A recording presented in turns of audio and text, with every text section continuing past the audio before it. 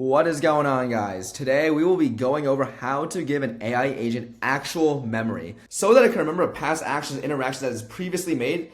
And, that way it operates, like a real actual human employee, okay? So the example I'm going to be using for this video is actually an AI customer support bot. So this is going to be a customer support bot for a made-up e-com brand, right? This is just a quick customer support bot that I built. And so just to give you guys some context, right? This is for some make-believe e-com brand. Right here, it shows we're just choosing a customer that we're pretending to be. So this guy's going to be David Thompson. So we're going to pretend to be David Thompson. Here's some info on David Thompson. So they've been a member since 2023. Their recent sentiment was neutral. They made a total of 4 purchases. They bought shit like ergonomic office chairs, desk lamps, noise-canceling headphones, and also their past interaction histories. The customer reported their ergonomic chair broke unexpectedly and is seeking assistance, okay? And just to give you guys some context on why we want to incorporate memory and say a customer support bot is, what if this customer bought another ergonomic chair, right? And they have another issue, right? Wouldn't you want the customer support, it's like how a good customer support agent would, to reference that last time as well? Like, hey, I'm sorry, this is the second time. Not act like it's like the first time it's ever happened. Just to show you guys the impact of what memory does, right? Like I put in a new ticket. So I put in a new ticket. I just bought a new ergonomic chair. It's missing a few screws. I'm not sure why, but now I can't build it. Okay. And it generates, hello, David. Thanks for reaching out. I understand your new ergonomic chair is missing several screws, which is preventing you from assembling it. Following up on your previous case from August where you experienced a defect with an ergonomic chair, I sincerely apologize for the inconvenience this reoccurring issue is causing. Like, it's referencing, right? You notice how it's referencing the last one? And again, I made this prompt off a whim. Like, we could obviously make this AI generated response much, much better and much more personalized. But nonetheless, it's actually having reference from previous interactions that this customer has had in the past with our customer support. And also it mentions too, we appreciate your continued trust since 2023 because again, it has this information. And I'm going to be showing you guys how we incorporate memory and more importantly too, how we store memory. You can't just generate this personalization off a whim, right? You have to have these past interactions stored somewhere, right? And these user profiles stored somewhere for us to inject it into a prompt, for us to even generate a personalized response like this. All right, so this is gonna be the flow for memory storage with a customer support chatbot. And again, this can be applied to any system outside of customer support, right? I'm just using this specific example just because it's quite easy. But just from learning how it works with a customer support chatbot, it will make it very easy to see how it applies elsewhere, okay? So what happens is a user submits a ticket. So I've never received my jacket. It's been 2 weeks.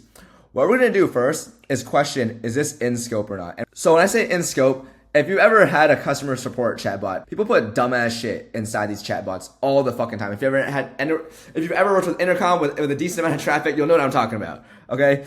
You do not want that clouding your database, right? Because we're going to be storing these interactions. We're going to be storing these conversations. Do you want, if someone just puts random bullshit that's unrelated to your story, they just put fuck you, right? Do you even want that in your database? This is just saying fuck you without any complaint about an actual product or anything. They're just fucking some dipshit putting it in there for no fucking reason, right? So we're going to check if it's in scope, okay, this user ticket. So is this actually a real complaint or a real, this is a real complaint or a real inquiry, things like that, right? So we're going to check, is this in scope? Yes or no? If yes, we continue. If no, we just we don't have to store it in memory. From there on, here's what we're going to do. We're going to categorize the ticket type. So for this e-com brand, right, what are common issues customers get? Shipping, refunds, product issues, etc. Okay? The reason why we want to do that is we want to store the type of complaints that we're getting, because the whole point of storing all this is to give the AI agent in the future, if this customer were to reach out again, to have as much information on this customer from the past. So that means what have been the most recent complaints that this customer has been having. And the way we do that is we categorize the ticket type. And we do all these with LLMs, by the way. So it's just a single prompt. This is just gonna be a single prompt. Hey, here's this conversation, right? Categorize it by shipping, refund, product issues, which of these does it hit? From there, we're gonna categorize if the customer is super upset. So when I just say upset, I actually mean urgently angry, right? Reason being is, let's say this customer is super fucking pissed off. Let's say you accidentally charged them 3 times. They're fucking mad. They can't pay rent. I don't know, right? That is a customer you're in danger of losing that customer. I would think especially for future interactions, not even just future interactions with customer support, but just in general, you would want to know if a customer is pissed the fuck off so that maybe you can send them some, I don't know, some gift or some bullshit to win them back. I don't know, right? But I'm just saying, if I was an owner of a brand, I would want to know which of my customers are really fucking pissed off at us so that we can do something extra to win them back. Okay. Another thing is we're going to categorize the conversation as well if human intervention is required or not. And the reason why we do that, and I think this just applies outside of AI, is that I think a lot of people think all AI agents have to be autonomous. They have to like do everything for you, completely automatic. Like there are times that human intervention is required. Like that's just part of business, right? It is up to you to sit back and evaluate what you're trying to automate and what should be automated and what shouldn't be automated and what requires an actual human eye to like look and improve at it. So to do that, we would set a criteria. Like let's say if a customer has a huge payment issue where they've been extra charged, like maybe I would want to see that, right, as the owner of this brand. Shit like that. So we would just define what requires human intervention, categorize it as yes or no, we go from there. And then next thing we do is we're gonna summarize the entire conversation. So what we're gonna do is summarize the whole conversation in like a couple sentences. That way we can capture the meat and bones of this convo. Again, for storing it for later, so that way if we inject this summary into the prompt, it has a good high-level overview of what occurred with this customer in the past, okay?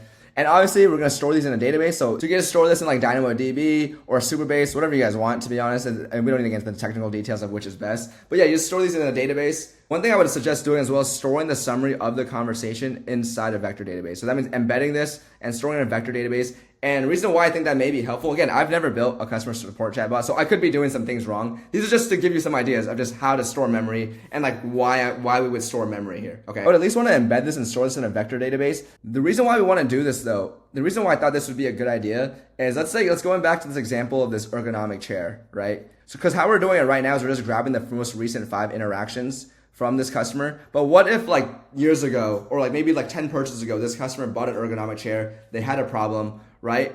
And then now like 10 purchases down the line, they have another problem with an ergonomic chair. We would want to have the AI know that, hey, this person has had issues with an ergonomic chair in the past, right?